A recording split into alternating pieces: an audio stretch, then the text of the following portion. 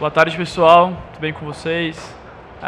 Estamos começando mais um session aqui na Jive, direto da Expert, com convidados ilustres aqui, um time peso pesado aqui para a gente falar um pouquinho sobre SAF, a nova Sociedade Anônima do Futebol. Antes de começar, eu queria apresentar cada um de vocês. Então, primeiro, Gabriel Lima, aqui à minha esquerda, CEO do Cruzeiro, CEO do Valladolid também, está acumulando as duas funções, né, Gabi? Então, poxa, um executivo já de bastante experiência no futebol, com um desafio grande pela frente. Vamos falar bastante sobre o Cruzeiro e as estruturas.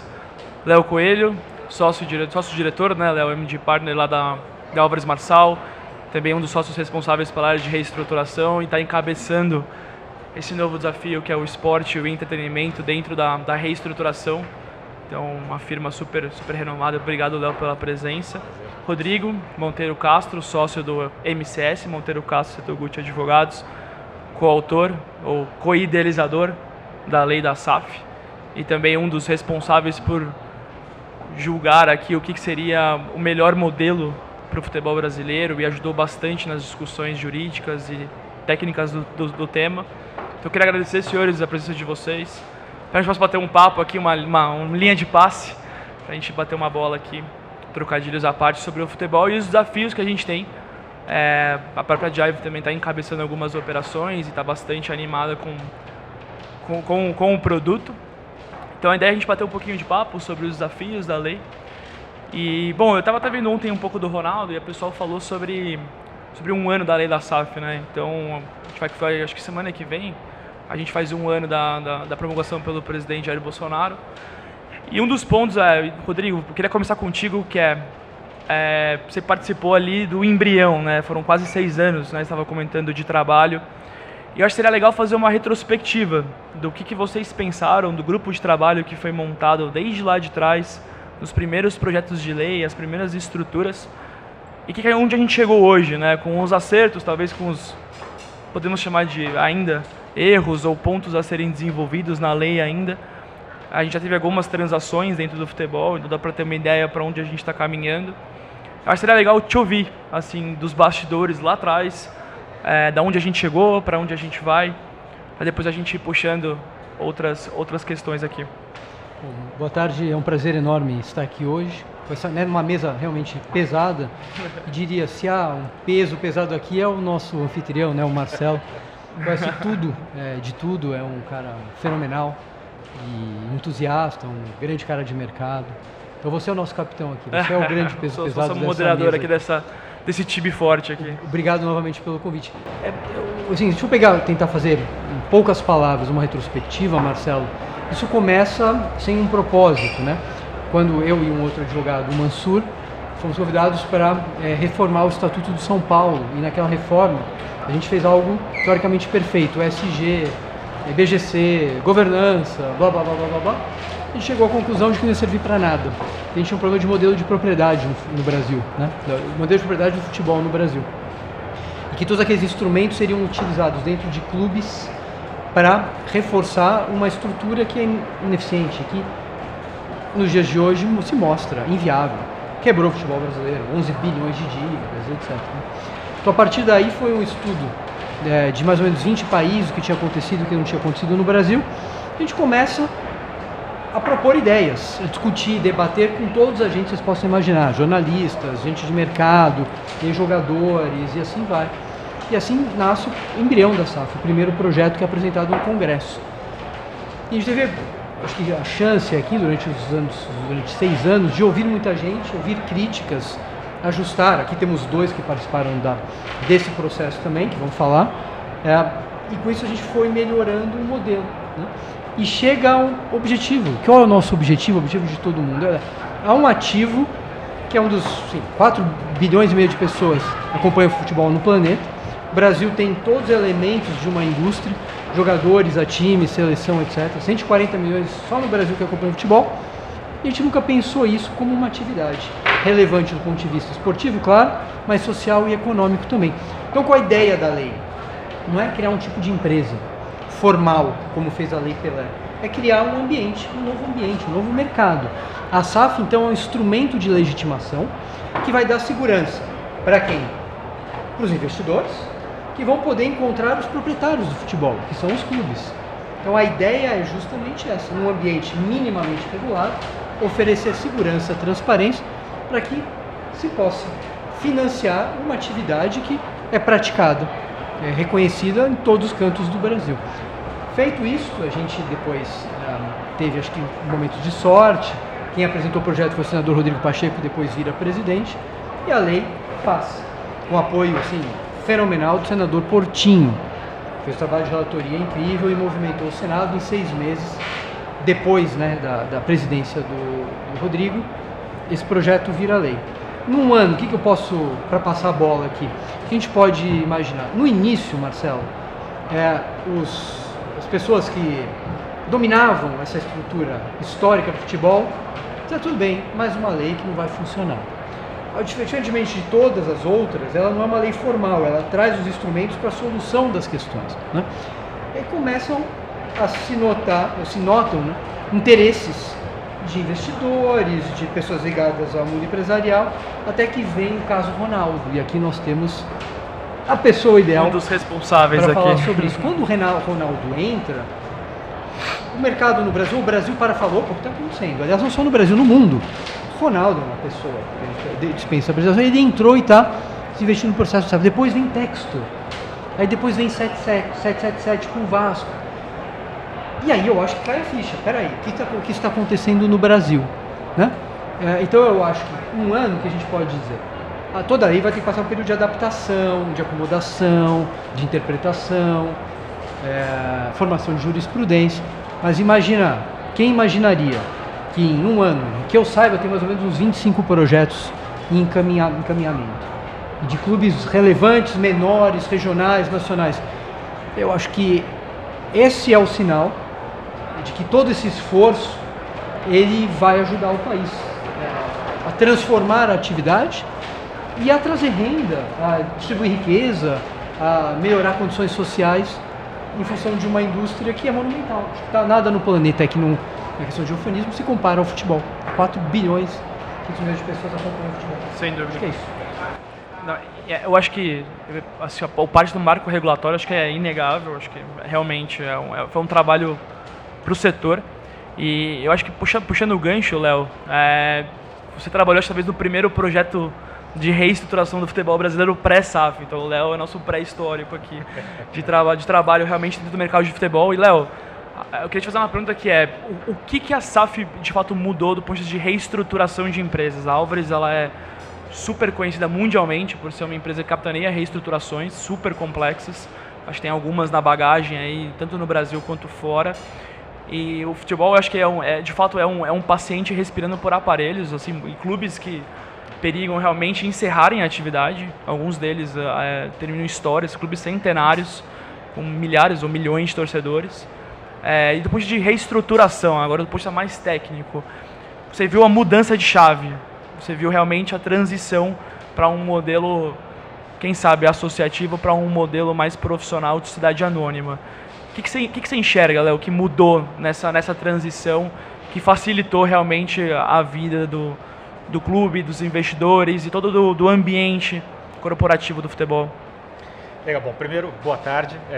Acho que uma coisa fácil de mostrar o que mudou é quando que a gente ia conseguir colocar consistentemente, né, mesas de discussão como essa, com gente que trabalha, né, já há muito tempo, tanto no ambiente legal, no ambiente financeiro, gerindo, né, empresas, naquele modelo associativo. Você fazia isso basicamente, essas pessoas, né, faziam isso basicamente no boteco tomando cerveja, porque não dava para se tratar do futebol antes da lei da SAF no Brasil de maneira séria, para ser bem direto, né?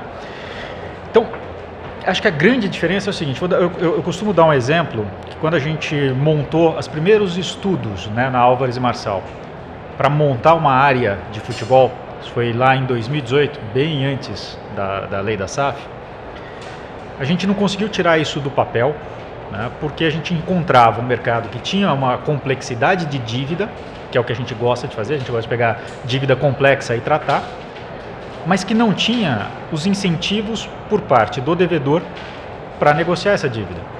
Você tinha basicamente presidentes de associações num mandato de 3 anos, sentado num dinheiro sem dono, né?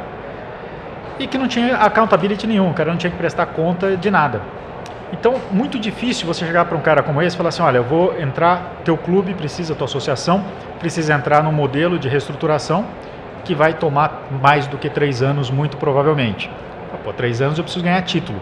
Para ganhar título eu preciso de elenco. Para ter elenco eu preciso de dinheiro. Para ter dinheiro eu não posso ter amarra de reestruturação. Então, a lógica não permitia a nenhum investidor profissional entrar no modelo do futebol diretamente. Não existia isso. Tá? A hora que veio para a gente, né, brincando com a parte pré-histórica, o Figueirense lá em 2020, o Figueirense ele acontece pelo esgotamento completo desse modelo associativo. De maneira muito rápida, né? O Figueirense tentou montar bem antes da lei da SAF a sua limitada, sua Figueirense Limitada, passou, né, a propriedade da Figueirense Limitada para um fundo de investimento que, por sua vez, começou a gerir os direitos do futebol do Figueirense. Aquilo que era para ser um sonho, 2 anos depois, estava resultando basicamente na falência virtual daquela limitada e numa situação que o Figueirense Associação tinha que recuperar, né, os seus direitos do futebol. Judicialmente, né? Judicialmente, uma briga terrível. Sangrenta. É. Então eles não tinham mais escolha, por isso que o Figueirense, que aí sim tinha uma diretoria que já tinha feito um trabalho de gestão muito positivo lá no final dos anos 90, começo dos anos 2000, começou a tratar isso de uma maneira diferente, mas foi pelo absoluto esgotamento das outras alternativas. A hora que vem a SAF, a lei da SAF, e ela é uma lei, como o Rodrigo colocou aqui, ela é uma lei jovem, ela é uma lei que certamente tem falhas, mas ela no nascedouro já é muito boa. Porque quando a gente entrou no Figueirense lá em 2020, antes da SAF, vários fundos que a gente tinha relação em nível mundial falaram, pô, o que vocês estão fazendo no futebol? Né? Me deixa entender qual é o teu racional econômico, porque pô, se você tiver um racional econômico sólido, eu posso ter interesse. E a gente falou, não é o momento, porque não existe a estrutura para você fazer do futebol um negócio profissional no Brasil. Veio a SAF, essa estrutura foi criada. Tem falhas? Tem. Mas ela já é no nascedouro, como eu disse antes, uma lei muito boa. Tá? Ela nasceu com incentivo, com balanço correto na parte tributária, por exemplo. Ela nasceu usando dispositivos que já estavam aí, como a recuperação judicial e a extrajudicial, que, portanto, já tinham sido testados ao longo do tempo, e que dá para a lei, né, esses dispositivos dão para a lei, a capacidade de, apesar de ser jovem, usar dispositivos que já estão em teste desde 2004, 2005. Com tudo isso, o que aconteceu na sequência foi, em 1 ano, a capacidade, acho que isso é inédito, né? Mesmo saindo do mundo do futebol, a hora que a gente olha na nossa capacidade no Brasil de fazer leis, acho que é inédito o sucesso que essa lei teve em tão pouco tempo. No primeiro momento, vieram os desbravadores, né? Veio o Gabriel, o Ronaldo, o Textor, o 777 na sequência, caras que estavam olhando para esse negócio com um viés assim, diferente. O Ronaldo olhando para criar valor, o Textor olhando para montar o MCO dele, o Ronaldo também pensando já no MCO lá com o Valladolid, o 777 talvez numa visão um pouquinho mais de dívida, mais financeira, né? Só que na sequência, se a gente lembrar logo que a lei foi aprovada, a gente estava numa situação de taxa de juros aqui no Brasil bastante baixa. Então os family offices vieram e começaram a olhar também. Peraí, se eu tenho uma estratégia de investimento aqui, eu estou vendo um Ronaldo entrar nesse negócio, eu estou vendo um investidor financeiro como o 777 entrar nesse negócio, eu quero entender aonde está o valor. E o futebol tem valor, tem teses de valor de vários ângulos. Então acho que o que mudou, respondendo objetivamente, o que mudou foi isso. A capacidade de se criar um ambiente onde, por exemplo, vocês da Jive começam a olhar isso sob a ótica de fazer negócio e fazer dinheiro. Eu acho que isso puxa o fato de, acho que todo mundo concorda que se não fosse isso, acho que realmente a gente estaria para trás, assim, eu acho que a gente estaria... Eu lembro quando a gente começou a olhar, em 2019, foi a primeira vez que a gente olhou para o futebol, e existiam uma série de clubes, assim, prestes a fechar a atividade mesmo, assim, eles iam desligar, clubes que não tinham a parte social, por exemplo, é o caso do Figueirense, que é um clube 100% ligado ao futebol, que iam realmente deixar de existir, iam liquidar os ativos, um estádio centenário, um clube que já tem a sua importância social. Olha como o futebol mexe com mídia, mexe com formador de jogador, formação de jogadores, de pessoas, tem um environment social muito importante. Se simplesmente fechar um clube por falta de capacidade financeira... Triste, né? É triste e liga muito à má gestão do futebol. Então, puxando para o Gabriel, né, eu acho que, Gabriel, seria legal você contar um pouquinho como é que foi. O Ronaldo falou ontem, mostrou lá o WhatsApp do Pedro, de como começou, mas acho que você que colocou lá a casa de pé, né, o pessoal idealizou, mas você que foi pôr a mão na massa mesmo para fazer. Eu acho que seria legal também você contar um pouco nessa linha do que a SAF, eu acho que se não fosse isso, vocês não teriam provavelmente entrado, e os desafios que você chegou no modelo associativo para dizer, olha, realmente, se fosse uma associação, provavelmente vocês não teriam investido na experiência que tiveram no Valladolid. Bem, boa tarde primeiro, obrigado pelo convite. Foi muito peculiar a maneira como a gente entrou, né? Na verdade, lá atrás, o Ronaldo começou a investir no esporte já há bastante tempo, mas dentro do futebol foi no Valladolid. A experiência bem sucedida, ele fez primeiro um investimento no Strikers lá atrás, ele falou um pouco sobre isso ontem também, olhando ver se conseguiria botar o time na MLS e tal, e depois fez um investimento mais sério no Valladolid, que já tinha as condições ali já era um time que jogava, estava na segunda divisão, tinha acabado de subir para a primeira, enfim, já tinham as condições ali de um clube de grande porte, jogando numa liga grande, competitiva e estabelecida. E muita gente perguntava, a gente teve muito questionamento, mas por que você não está investindo no Brasil? Por que você não investe em clube no Brasil? Eu falei, porque eu não tenho essa capacidade de investir no Brasil, eu não tenho os mecanismos suficientes que me deem segurança para investir num clube de futebol no Brasil. Não tem uma legislação que me permita fazer um investimento sem eu tomar um risco absolutamente desproporcional. Então, tudo começou a partir daí, a vontade sempre existiu. E quando a gente acompanhou muito o processo da lei da SAF, a gente ficou de canto de olho, falando, olha, esse negócio aí pode ser que dê para entrar, vamos ver e tal. E logo rolou o contato do Pedro com ele, e o Ronaldo ele toma uma decisão muito rápido no que ele quer. Então ele é um cara, ele tem uma inteligência muito rápida. Então ele já, na mesma hora, ele viu, olhou, falou, olha, acho que aqui pode funcionar, pode parar de pé, colocou uns condicionantes, funcionou. E aí ele comentou com a gente, que estava na operação lá do Valladolid, e falou, acho que eu vou comprar o Cruzeiro. A gente falou, cara, não faz isso, pelo amor de Deus, cara. Você não tem lastro econômico para fazer um negócio desse, né? Aí deixa a gente olhar com calma. Não, vamos embora, vamos para cima. Olha aí, mas vamos fazer. E aí a gente entrou, deu muita segurança para a gente saber que a Álvares já estava há quase um ano lá.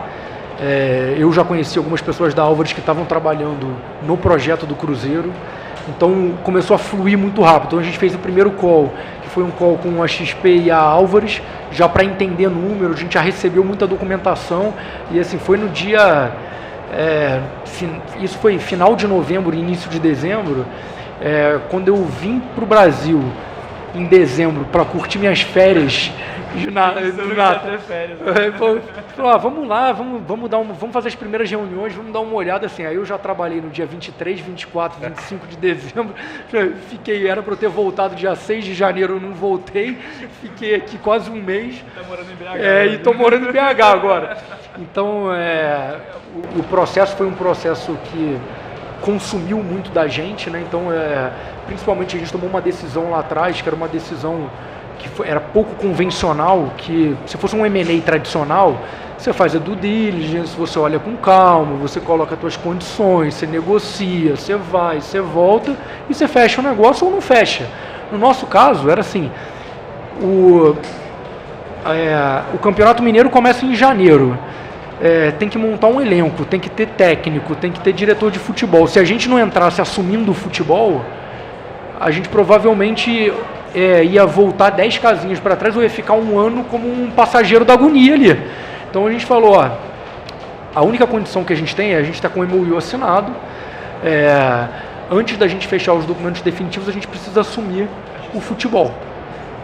Principalmente. Então, assim, a gente tem que ser capaz de dar as cartas no futebol. Então, eles toparam E aí a gente entrou para fazer já uma análise mais profunda do futebol, tomar algumas decisões que precisavam ser tomadas ali no futebol em conjunto com eles. A gente fez um modelo de governança que a gente opinava e eles decidiam, enfim, tinha toda uma lógica por trás do negócio, mas foi pouco convencional se fosse uma indústria tradicional. Então foi um processo também complicado do ponto de vista, como era muito novo, ninguém conhecia. A gente estava falando aqui antes, né, de começar, a gente estava falando um pouco sobre o poder da mídia nessa história, né? O MOU, ele foi noticiado como uma compra. Então, até você explicar que não era bem uma compra, que era um memorando de intenções, que você ainda tinha um tempo para validar termos e condições e tal. Isso no M&A tradicional é impossível. Exato. Eu tenho experiência, a mídia, um MOU. E a gente tinha... O Globo Esporte ali. E a gente teve grandes desafios ainda, porque a gente teve que aprovar coisas no conselho do clube. Então, com um processo também de explicar o que a gente estava fazendo, de convencimento, ao mesmo tempo já metendo a mão no futebol, fazendo coisas que eles não concordavam, então com um processo de desconfiança muito grande em relação ao nosso trabalho, ao que a gente estava fazendo, às decisões que a gente estava tomando. Então foi um momento delicado, complexo, que eu acho que quando a gente passa por grandes provações assim, profissionais ou pessoais, você tende a esquecer, né? Me fizeram uma pergunta outro dia, num evento inclusive que a gente estava junto, falaram assim, como é que foi? A imprensa abraçou, foi legal? Não, foi super tranquilo. Depois eu pensei, cara, foi zero tranquilo. Eu acho que eu esqueci pedrada, né? como foi, né? Comecei a lembrar e na hora, assim, comecei a falar umas coisas, mas... a gente teve principalmente o processo de decisão, ele passou muito por temos condições mínimas, tem uma lei, tem alguma coisa que vai precisar ainda ser muito trabalhado, mas temos condições mínimas para fazer o investimento, para tomar esse risco, para pular em cima do desafio. Então o processo decisório foi muito esse e foi acontecendo dessa forma. Eu acho, assim, nas nossas discussões internas de futebol, e Léo puxando depois passar para o Rodrigo, uma das coisas que a gente percebeu é inegável que o futebol é rentável, né, do ponto de vista financeiro para todos os lados, né? Mas a gente sempre se esbarrou muito na gestão profissional. Os clubes associativos, muitas vezes as pessoas não eram especializadas em futebol, traziam algumas pessoas, mas que não tinham a vivência. Eu acho que é legal a parte do Gabriel, que além de ter uma vivência no futebol, tem uma vivência no mercado, conhece bastante de finanças, de administração, de gestão de companhia.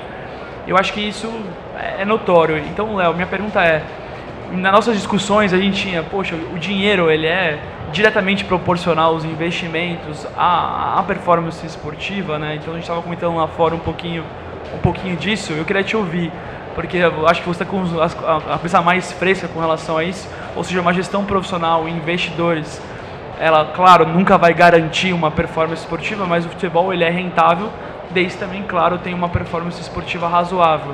Então a pergunta a gente consegue ter uma proporcionalidade, uma racionalidade entre receita, folha, investimento e uma melhoria esportiva com gestão? Certamente, eu não tenho a menor dúvida disso. Até porque mesmo no modelo associativo, você tem 2 exemplos aí que fizeram essa transição bem feita. Atlético Paranaense, lá desde a década de 90, e mais recentemente o Flamengo.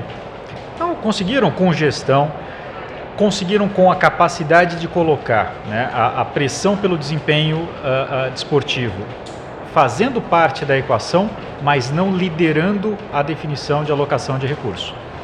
Então acho que esse equilíbrio que o gestor faz, né, no dia a dia, ele ainda está muito ausente nas decisões hoje. A lei é boa, de novo, ela vai ter falhas, mas o mercado, de uma maneira geral, está no momento de transição entre um velho regime e um provável novo futuro regime que está começando a estar com a cara bonitinha. Tá? Mas dentro desse momento, você vai ter assimetria de informação, você vai ter gente que vai testar, com certeza vai ter SAF que vai dar errado, tá? Com certeza. Vai ter gente que vai colocar dinheiro em SAF aí com teses de investimento que talvez não se validem no tempo. Como todo o setor, na verdade. Como em todo o setor. Essa depuração, ela vai acontecer com o tempo. Mas na minha cabeça, e já olhando o que está sendo feito, tá? As SAFs que já foram criadas e mais as outras que a gente tem visto aí, negociações e discussões sérias, estão no caminho de teses de investimento que fazem sentido. Você tem a tese de investimento de monetizar a sua torcida, de criar novas linhas de receita. O Gabriel estava contando o que ele fez no Valladolid nesse sentido, que dá para fazer aqui no futebol brasileiro também. Você tem teses de criar valor pelo desempenho esportivo. Você tem um negócio que no mercado brasileiro é impressionante, que é a nossa capacidade de, ano após ano, criar talento. Entre 10% e 11% aí nos números que a gente olha de transações desde o ano 2000, são todo ano com jogador brasileiro.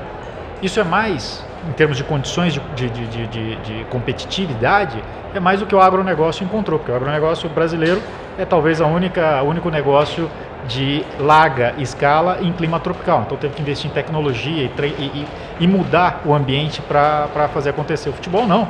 O futebol, a gente cria esses talentos. Esses talentos estão aí o tempo inteiro. Foram exauridos também pelo modelo associativo. E o principal exemplo disso é a seleção brasileira. Década de 90, você sabia todos os jogadores da seleção brasileira onde eles tinham começado aqui no Brasil. Se você fizer uma transição para hoje, você vai conhecer esses jogadores jogando na Europa. Exato. Por quê? Porque para cada fechar vez a conta, mais cedo, né, Léo? para fechar a conta naquele modelo de gestão ruim, tá? Você tem que vender os seus ativos cada vez mais cedo. Senão falta dinheiro. E é interessante, passa, depois eu até vou... Por mim eu ficava 3 horas aqui, cara. Futebol, Mas assim, o modelo que eu estava falando com o Gabi o modelo do Brasil sempre foi muito pautado em antecipação de receita. E ainda é, cada vez dos maiores clubes em menor escala, mas os clubes médios, os clubes menores, muitas vezes o que paga a conta. Depois eu queria abordar um pouquinho de operação judicial, mas antes eu acho que esse gancho é legal para falar com o Gabriel, porque talvez seja esse o grande problema, né, de vender o almoço, muitas vezes para pagar a janta. E aí você entra na associação onde não há uma liability, né, de gestão, poxa, é o tempo inteiro, né? Então isso não é sustentável do ponto de vista, né, de gestão e operacional. Esse é o ponto, né? O Léo falou um pouco sobre, na primeira fala dele, sobre isso, né? Que não tem, o modelo associativo, ele não tem accountability, né? O cara não é responsável pelo negócio. Ele não está na reta. Assim, o nosso CPF que está lá no negócio, e a gente tem que gerar valor para o negócio no longo prazo. Então não adianta eu antecipar a receita agora, sendo que eu vou estar 20 anos nesse negócio. Ele vai me gerar um problema daqui 2 anos que eu mesmo vou ter que resolver. Você não vai passar para ninguém, né? Eu não vou passar para ninguém. Então, o modelo, eu concordo 100%. Eu acho que a SAF, e a gente falou muito sobre isso, né? A SAF, ela ajuda, mas ela não resolve nada, Claro. né? Mas ela ajuda muito nesse sentido. Se você é o dono, se você tem accountability sobre o negócio, você vai tentar tomar as melhores decisões. Você vai tentar fazer da melhor maneira.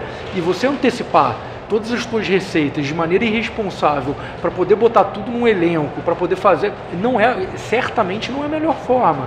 E, enfim, quando você tem um modelo que você consegue ter um pouco mais de visão de longo prazo, e aí a gente pode discutir aqui várias outras coisas que tem que acontecer também para ajudar, porque o modelo do futebol, ele te empurra também para má gestão, porque o dirigente, ele começa a ficar desesperado, que chega no meio do ano, ele não teve o resultado esperado, e a pressão que ele tem para botar mais dinheiro no time, né? para tentar virar, é muito grande. E ali começam a acontecer... Ali vai o all-in errado, né? Por isso que eu bato muito na tecla que, além da sociedade anônima, além de você ter clube empresa, você ter outros mecanismos de governança que te permitam fazer boa gestão, é muito importante. Exato.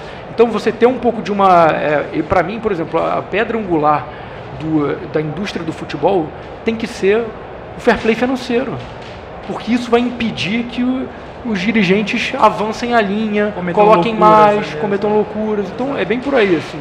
Eu acho que esse é o ponto para a gente fechar essa pauta aqui, tentar falar um pouquinho de recuperação judicial, mas Rodrigo, acho que você já foi autor de alguns textos, livros sobre governança. Eu acho legal comentar um pouquinho na sua visão, o que essa accountability gera. Eu acho esse ponto fundamental, porque empresa que não há dono, e na verdade não é nem dono, né? Ele passa a batata quente para o próximo, também não vai ser dono.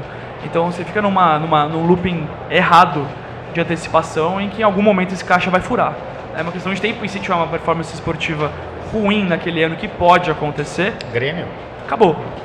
O castelo de cartas, ele cai. Então seria legal falar um pouquinho dessa de governança e contabilidade que você estudou bastante. É curioso, né? Há um dogma que eu acho que norteia essa discussão, que no Brasil torcedor não vai admitir um time com dono. Essa é uma grande falácia, na verdade, Marcelo, porque o time tem dono. Quem é o dono? É o clube. E um modelo clubístico, de um voto, por pessoa, faz com que você crie uma estrutura política.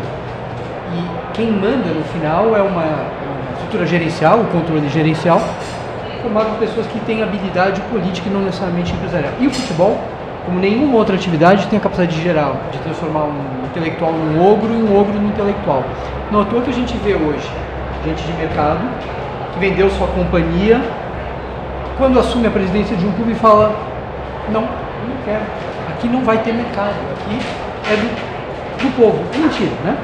Então essa ladainha, essa falácia faz com que se crie uma resistência ou se criava a formação de um novo ambiente e a proteção do que o torcedor acha que é dele. O torcedor fala: não, o time é meu, o time não pode ser do Textor.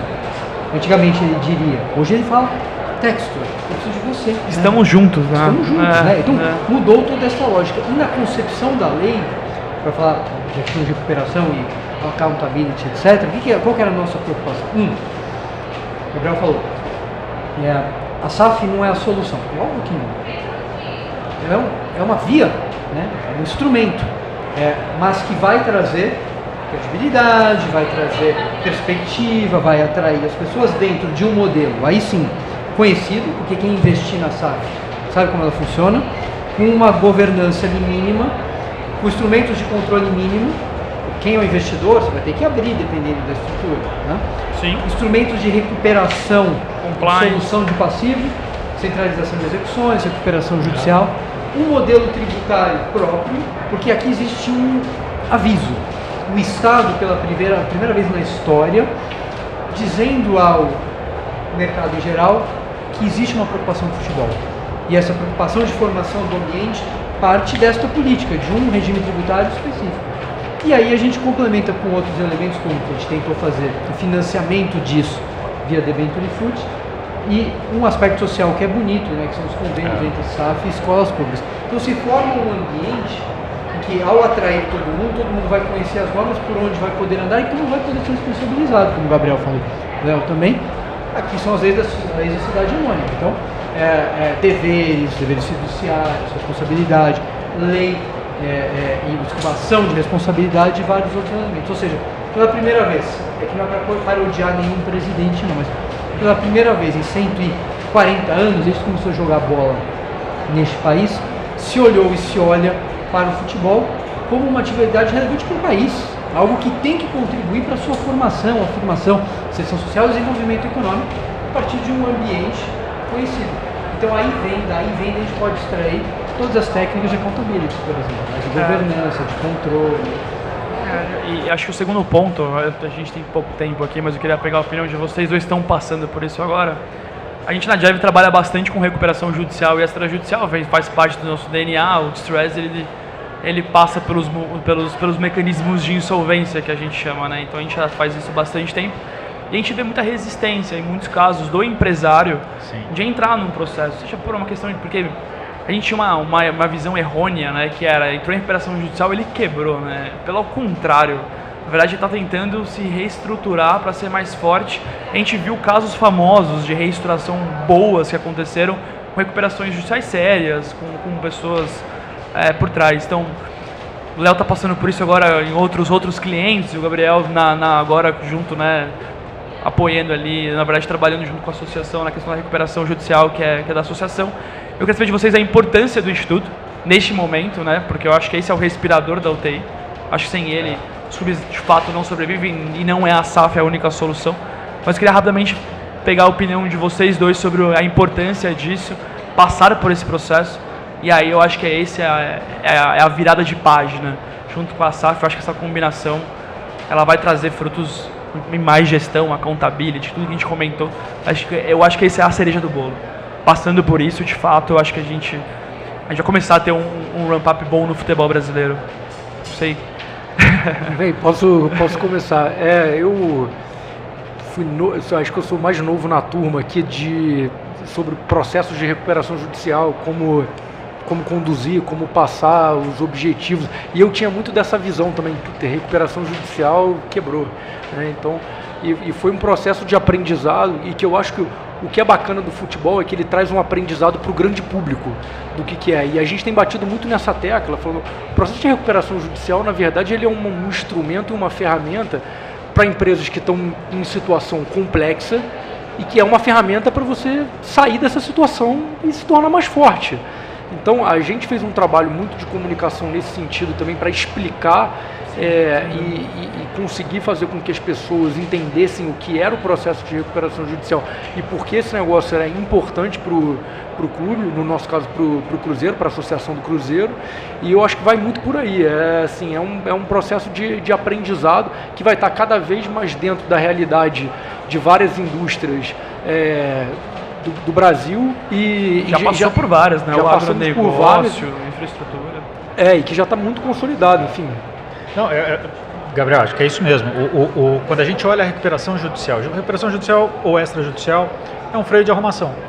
Eu tenho um negócio que gera caixa, que é capaz de gerar caixa, mas ele está com uma estrutura de capital, uma dívida muito grande. Eu preciso de um freio de arrumação para fazer com que a dívida não mate a capacidade de geração de caixa. É tão simples quanto isso. Quando a gente olha as recuperações judiciais lá do começo da lei no Brasil, 2004, em outros segmentos, a maior parte dava errado. Hoje, boa parte dá certo. Qual que é a diferença? Aprendizado. No futebol vai acontecer a mesma coisa. Os credores da recuperação do futebol são completamente diferentes no seu perfil, no seu conhecimento, dos credores de outros mercados. Uma sofisticação financeira diferente, com classes diferentes. É raro você encontrar a história da classe 2 do credor com garantia real. Às vezes no porque futebol. nem tem, né? O Não recebível, tem. mas... Eu estou em algumas aí que a maior parte delas não tem. Existem classes, né? Classe 3, por exemplo, de uma recuperação tradicional, que você tem vários credores financeiros. No futebol é difícil encontrar o credor financeiro numa associação. Por quê? Porque ele não encontrava as condições para colocar dinheiro. Ele não tinha bancabilidade, né? Então quem colocava? Você tem basicamente trabalhista e aquele cara que era o cara que dava o dinheiro para manutenção do gramado e tal. Então vai ter uma depuração aí também, um aprendizado longo aqui. Mas eu não tenho dúvida que como ferramenta vai caber, não é solução para todos os clubes, assim como a SAF não é modelo para todos os clubes. Mas eu acho que vai ajudar bastante a resolver problemas e montar talvez SAFs mais valiosas para as associações que estão super estressadas e fazer com que os investidores também tenham uma segurança maior para aplicar o seu dinheiro numa SAF já trabalhada. A gente percebeu isso no mercado, né? Assim, as primeiras recuperações já, o Clube Gabriel falou de comunicação e realmente o Cruzeiro acho que foi um exemplo de como fazer e trabalhar isso. Realmente parou de ser um palavrão, né? E não tem que ser. Assim, é uma indústria que respira com dificuldade. Alguns clubes são outliers nesse sentido, mas também tem suas dívidas grandes, mesmo com receitas elevadas. Então, eu acho que a gente viu muito por esse viés, de ser esse provedor de liquidez, talvez com um apetite maior de risco que outras casas não tenham neste momento. O caso do Figueirense, assim, muito rápido, Marcelo, sei que a gente está apertado de tempo, mas acho que o caso do Figueirense é legal por causa disso.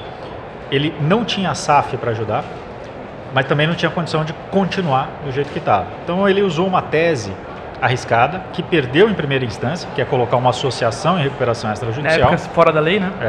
Da lei da SAF, né? No limite ali, né? E o Galdino, o escritório do Galdino Coelho ajudou muito a montar a conceituação para poder enquadrar o Figueirense Associação como uma empresa. Perdeu em primeira instância, ganhou em segunda instância, e aí veio o advento da SAF. O que aconteceu lá dentro? Com o advento da SAF, aquela recuperação extrajudicial que foi pensada num ambiente extremamente hostil do ponto de vista de legislativo, ela passou a ser legitimada. A hora que ela foi legitimada, o Figueirense, por causa da boa gestão e por ter uma dívida, então, já renegociada, menos selvagem, ele foi capaz de acessar o mercado financeiro fazendo, por exemplo, crowdfunding. E aí entra a coisa legal, né? Na história do crowdfunding lá do Figueirense, era comum você ver a torcida mandando mensagem marcando, porque era no Instagram, marcando o Firmino, que foi cria, né? O Roberto Firmino foi cria da casa. Firmino, manda o Pix, né? Para ele ajudar no crowdfunding. Mas isso tudo gerou um momento que permitiu a entrada de vocês. Sim. Se vocês estão lá dentro e vocês têm uma lógica financeira bastante sofisticada, é porque vocês enxergam valor no longo prazo. Porque a dívida está tratada e porque existe um plano de negócio que permita uma saída lá na frente. Deixa eu só um comentário Claro, complementar por aqui. favor. durante os debates, o que a gente mais ouvia de quem era contrário, de quem dominou a estrutura de poder historicamente não precisa, porque a tese do Figueirense vai vingar. Será que vai? Se gera insegurança. Não precisa criar SAF, porque hoje qualquer clube pode criar uma sociedade de acordo com a Lei Pelé. Primeiro, ninguém criou. O que criou sem o ambiente que dava segurança para os torcedores. Então o que a gente precisava, o que o Brasil precisava, era realmente de um ambiente que desse segurança, né? Mesmo que muitos dos instrumentos, para o debento de fute, é uma criação genial, não, está lá, existe como concebida. A debento de infraestrutura, se inspirou ali. Mas o fato é que quando você reúne todos esses elementos e entrega o pacote, tá bom, agora eu sei. Eu posso fazer uma alocação, eu posso tentar quantificar o meu risco. Não é que não existe risco, mas ele é um pouco mais previsível. E ele tende a ir diminuindo com o tempo, né? E assim, contestagem de leis, de indústria, etc. Eu acho que esse é o grande ponto. Acho que esse é a segunda onda do futebol, né? Agora, como você falou, no começo eu gostei, foram os desbravadores.